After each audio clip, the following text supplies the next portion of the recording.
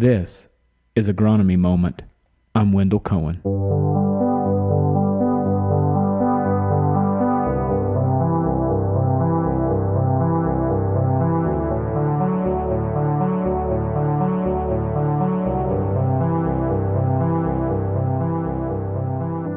Good day to everybody. This here is our next podcast in Season 1, Episode 3. And we're going to touch a little bit on our World of Soy series again. Last time we, as you may remember, we touched on soybeans and planting dates as well as their relative maturities and that comparison.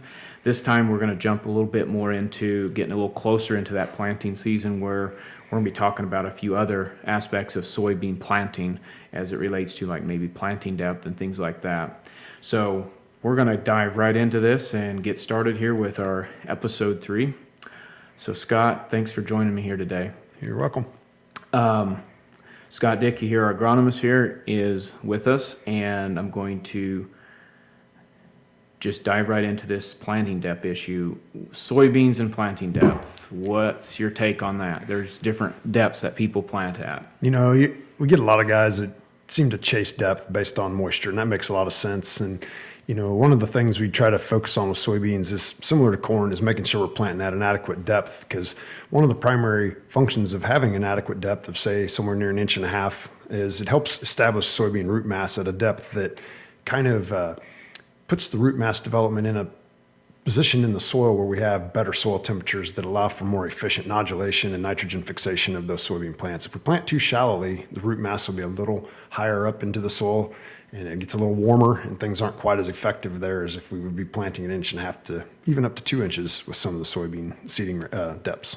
What's your take though on situations where we're going to try to beat the rain and there's plenty of moisture and we're wanting that to pop right up? Like just talk a little bit about that, some of the back and forth on that. Well, you know, we obviously have to think about crusting, things like that, particularly in tilled situations. But I think if we focused on it a little bit more like we do with corn, you know, we don't mess with corn depth too much. You know, sometimes we'll go a little deeper if we need to, sometimes shallow it up. But again, we're targeting that 2-inch range on corn. I think the same with soybeans. If we target that 1.5 to 1.75 range primarily, most of the time we're rarely going to see an issue with emergence.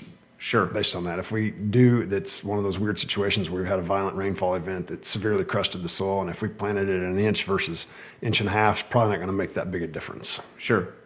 And do you have any thoughts on far as why that is? Like what is as you mentioned already, some temperatures, but just a little bit more on that. Is there something to do with like the soybean and how it reacts to it as far as its roots and everything? Or well, the bacteria that infect the root mass to cause nodulation and nitrogen fixation are more efficient when we get them at a little bit deeper depth. I don't know the exact temperatures. I can't remember them off the top of my head, but there's some data, and I can find that if someone's interested, where if we are a little too warm, the efficiency of those bacteria in the nodules isn't quite as great, so our nitrogen fixation rates are lower.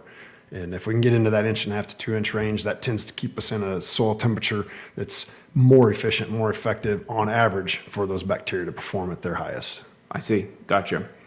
Let's talk about populations. Let's move on to that and some of the effects it has on like soybean architecture for one thing, but I'm also looking at just curious on dates. Like we plant in April, we plant in June, there's some differences there.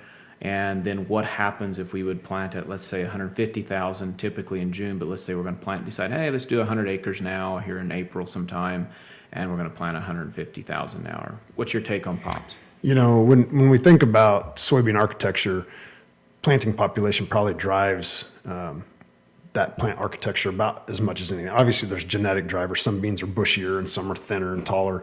But when we think about population and its impact on how a soybean plant grows, the higher the population tends to drive more height and thin the stems. That's due to competition within the population of that field.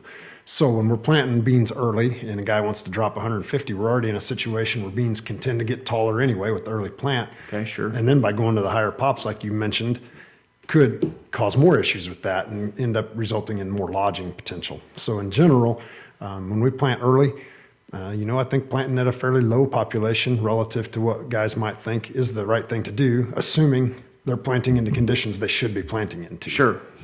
If we're trying to compensate for stand because of conditions, I guess we have to take that into mind a little bit. But if we're planting here in mid-April, say next week, Sure. it'd probably be better for guys in the 120, 130 something range versus 150.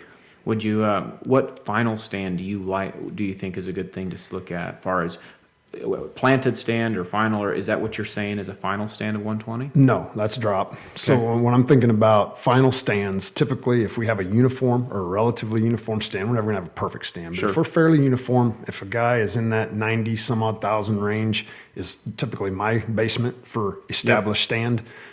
You could get away probably with it in the 80s if everything was right. But Sure. I think in general, if I could target 90, 95,000 final fairly uniformly placed spaced plants, we're going to be in pretty good shape for yield.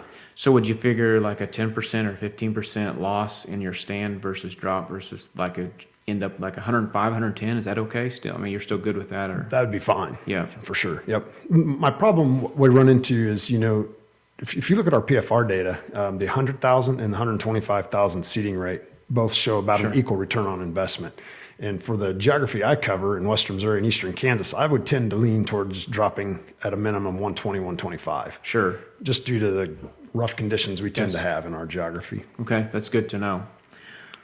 Let's talk a little bit about some burn down questions. So I get this a lot, and I'm going to ask you too, because it's something I sometimes mull back and forth and weigh up, is burn down. Trying to have the most economical return as it relates to what if we end up planting in June? Should I spray now, burn everything down, wait till May? How can I save some money and just do a pre later on and just go? To me, that's a more difficult question. I'm by no means a herbicide expert, but one thing I will say is there are a couple of the weeds, one in particular we deal with that has emerged now and is beginning to develop rapidly, and that'd be mare's tail. And if we allow mare's tail to go on ahead and bolt, start growing vertically, right now most of them are still rosette, easy to kill. But if we wait and allow that particular species to get some height to it and get going, it makes it very difficult to control, and you've all dealt with that in the past. So I think whatever we can do to effectively or efficiently reduce the impact of something like mare's tail, maybe even throw in giant ragweed in your discussion. Sure. It's probably something to consider as opposed to letting those guys go on and get established and big and then have to deal with them in another few weeks here when our primary focus switches to what are we going to do to try to control water hemp and things like that. Sure.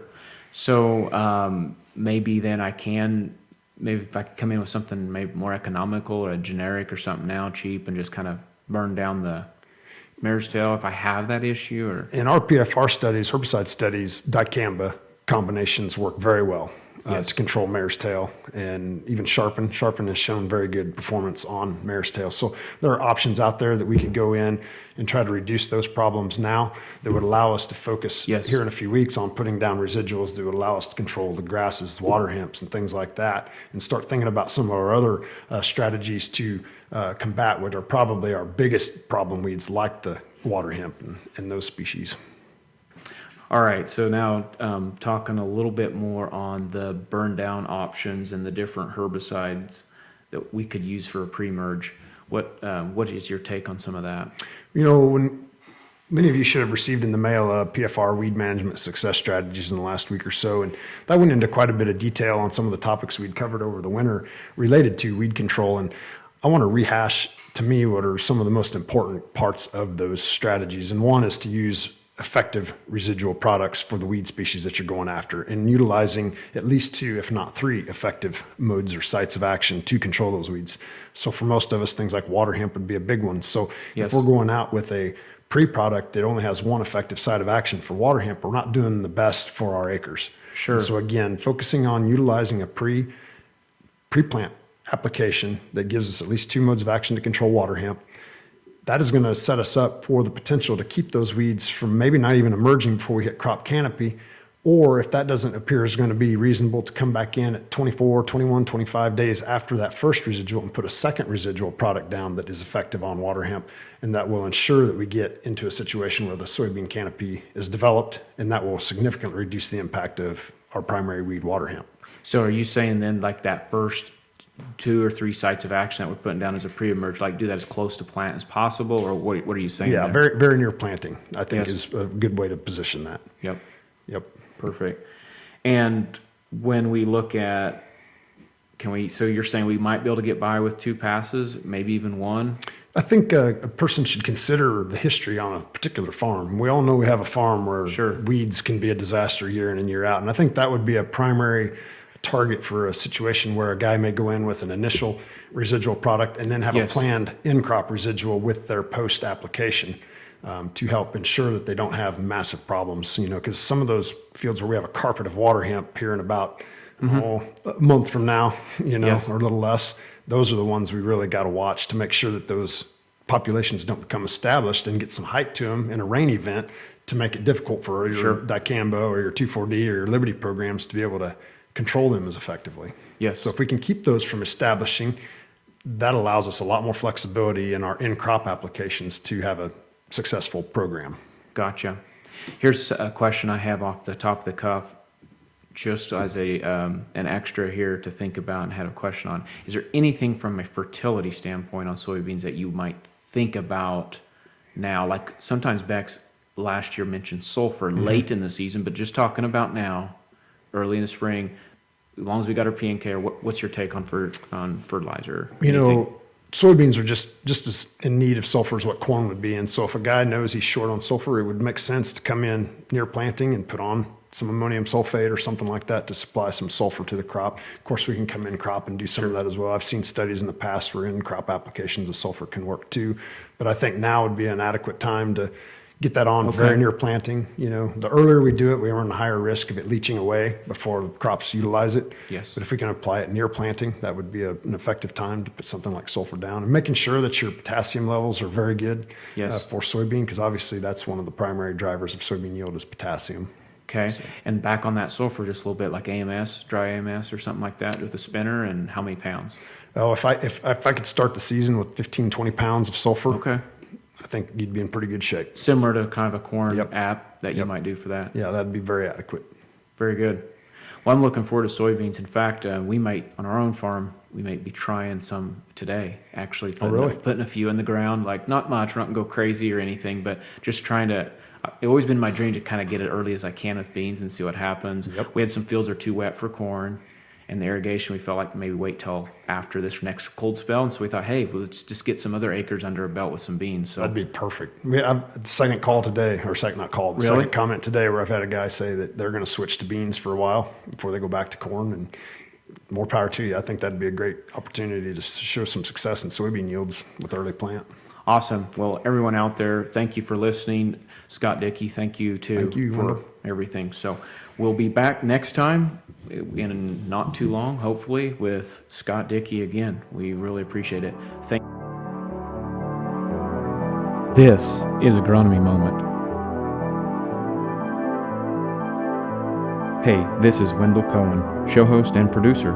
If you need help with your operation, go to topagservices.com/signups to receive alerts. Thank you to all those who made this show possible. This show is over. See ya.